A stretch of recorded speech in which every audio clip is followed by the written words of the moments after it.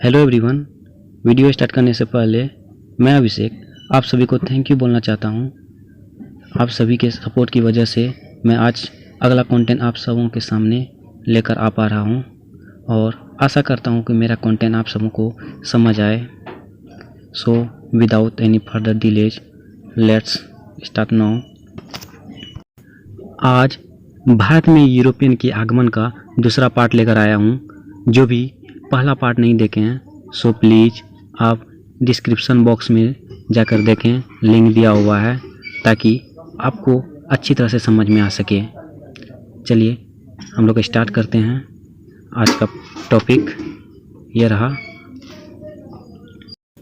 First topic, Bharat में European के आने तथा कंपनी स्थापित करने का क्रम।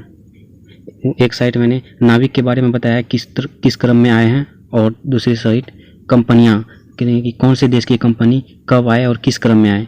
ये बहुत ही इंपॉर्टेंट है, बहुत सारे क्वेश्चन एग्जाम में पूछे जाते हैं, तो इसको याद रखना बहुत ही ज़रूरी है। नाविक, सबसे पहले नाविक में पुर्तगाली आए, फिर डच आए, फिर अंग्रेज आए, फिर डेनिश आए, फिर फ्रेंच आए, फिर स्वीडिश आए। इस तरह से कंपनियां, सबसे पहले पुर्तगाली कंपनी आए 1503 में, उसके बाद ब्रिटिश आए यानी अंग्रेज 1600 ईस्वी में, उसके बाद डच आए 1602 में, डेनिश आए 1616 में, फ्रेंच आए 1664 में और स्वीडिश आए 1731 में। इसमें क्रम सिर्फ दो देश के आगे पीछे हैं। जैसे नाविक में दूसरा में यानी डच आए, लेकिन कंपनियां दूसरा में ब्रिटिश आए।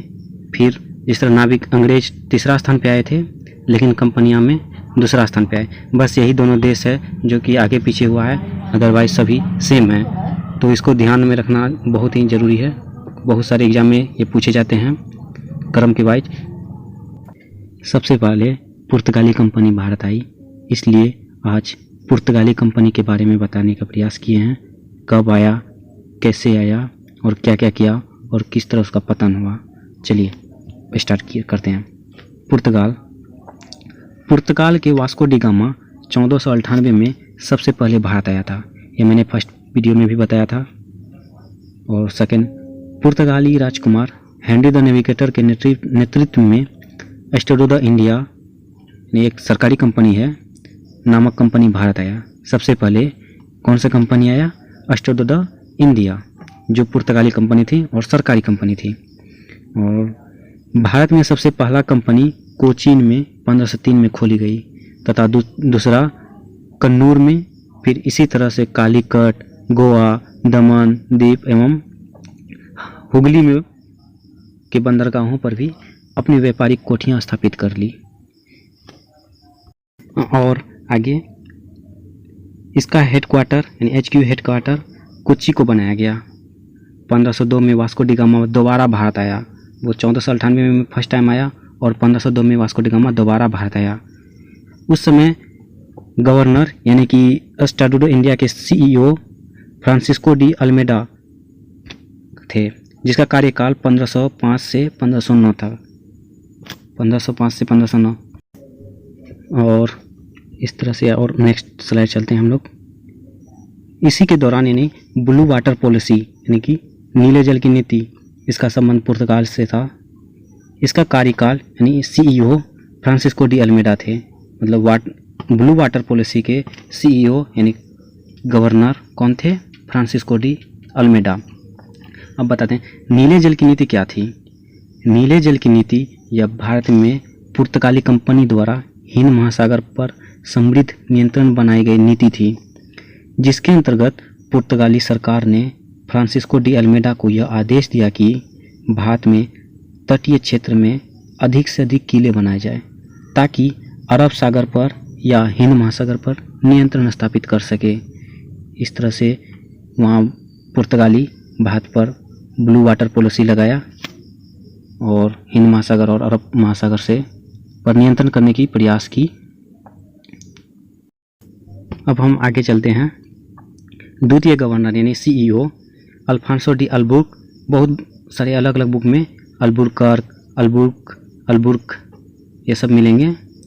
तो इसके द्वितीय सीईओ अल्फांसो डी अल्बुक, जिसका कार्यकाल 1509 से 1515 माना जाता है। भारत में पुर्तगाली कंपनी का वास्तविक संस्थापक अल्फांसो डी अल्बुक को माना जाता है, यानी कि इन्होंने ही एस्टोडो डे इंडिया के को विकसित करने के लिए बहुत सारी मेहनतें की, इसलिए इसे वास्तविक संस्थापक माना जाता है। इन्होंने ही भारतीय कन्याओं से शादी रचने के लिए प्रेरित किया और इन्होंने ही हारमूज जल संधि जो ओमान तथा ईरान के बीच हुआ था तथा मलक्का जल संधि जो इंडोनेशिया और मलक्का के बीच हुई थी में संधि कराकर ये कब्जा कर लिया था। और आगे और अब भारत में पुर्तगाली कंपनी से भारत में क्या कुछ नया मिला, मतलब कि भारत में क्या नया सीख मिली पुर्तगालियों से। तो प्रिंटिंग प्रेस जो है जो 1556 में मिला वो पुर्तगालियों का ही देन था जो भारत में आया। गोथिक स्थापत्य, जहाज निर्माण की नई तकनीक, अफीम की खेती, ये सब पुर्तगाली कंपनियों के द्वारा ही हमें भारत में इसकी नई तकनीक के बारे में पता चला। और अब नेक्स्ट में देखते हैं। 1510 में अल्फांसो डी अल्बुक ने गोवा पर नियंत्रण किया, मतलब कि 1510 में आक्रमण किया अल्फांसो डी अल्बुक ने। उस समय गोवा के शासक यूसुफ आदिल शाह थे, जिससे अल्फांसो डी अल्बुक ने गोवा पर हमला बोला। अब हेडक्वार्टर के बारे में बताएंगे। हेडक्वार्टर सबसे पहले कोच्चि में था, कोच्चि के बाद गोवा कर दिया गया 1530 ईस्वी में। 1530 ईस्वी में एस्टोडो डे इंडिया के सीईओ यानी कि गवर्नर निनोरी कुन्हा थे, तो उसी के शासनकाल में कोच्चि के बाद गोवा बना दिया गया। अब इस तरह से पुर्तगालियों ने एक अलग नीति बनाई, मतलब उस जिसका नाम कार्टेज आर्मेडा था। कार्टेज आर्मेडा ये एक पुर्तगाली हिंद महासागर और विशेष रूप से अरब सागर से गुजरने वाले जहाज़ों से एक प्रकार का शुल्क वसूलते थे। उस शुल्क को कार्टेज कहा जाता है और इस संपूर्ण व्यवस्था को कार्टेज आर्मेडा कहा जाता है। मतलब कार्टेज आर्मेडा क्या है? एक प्रकार का कर वसूलने का सिद्धांत बनाया था पुर्तगालियों ने, जो अरब सागर और हिंद महासागर में जो जहाज़ें जाती थी उससे कर वसूल के वो कुछ रुपया, गहना वगैरह वगैरह इकट्ठा करते थे। इस तरह से पुर्तगाली कंपनी का लास्ट टॉपिक, भारत में पुर्तगालियों का पतन। पुर्तगाली कंपनी एक सरकारी कंपनी था, मैंने पहले भी बताया था। पुर्तगाली कंपनी मतलब एस्टोडो डे इंडिया एक सरकारी कंपनी थी। और पुर्तगाली को एक नया विकल्प मिलना, ब्राज़ील में उपनिवेश के कारण उनका ध्यान भारत में कम होना, मतलब जब भारत आए, भारत में व्यापार किए, व्यापार करने के बाद वो ब्राज़ील में भी अपना व्यापार स्थापित करने के लिए ध्यान देने लगा, जिसकी वजह से उन्हें भारत छोड़ना पड़ा। और एक मुख्य कारण ईसाई मिशनरियों की भूमिका, मतलब धर्म परिवर्तन। वे पुर्तगाली सोचते थे भारत में भी अपना धर्म स्थापित करें ताकि मेरा व्यापार और सब कुछ ज़्यादा विकसित हो। इस तरह से यह मुख्य कारण भी माना जाता है ईसाई मिशनरियों की भूमिका भारत में पुर्तगालियों का पतन का। और भी इसके मुख्य कारण हैं जो ये रहा।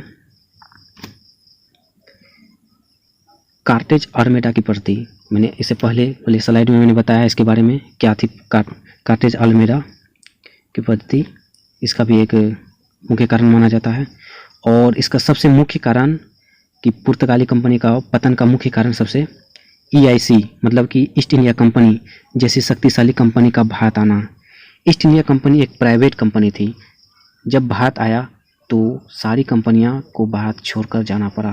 तभी तक में पुर्तगाली ही आया था, इसलिए पुर्तगाली कंपनी को भारत छोड़कर जाना पड़ा।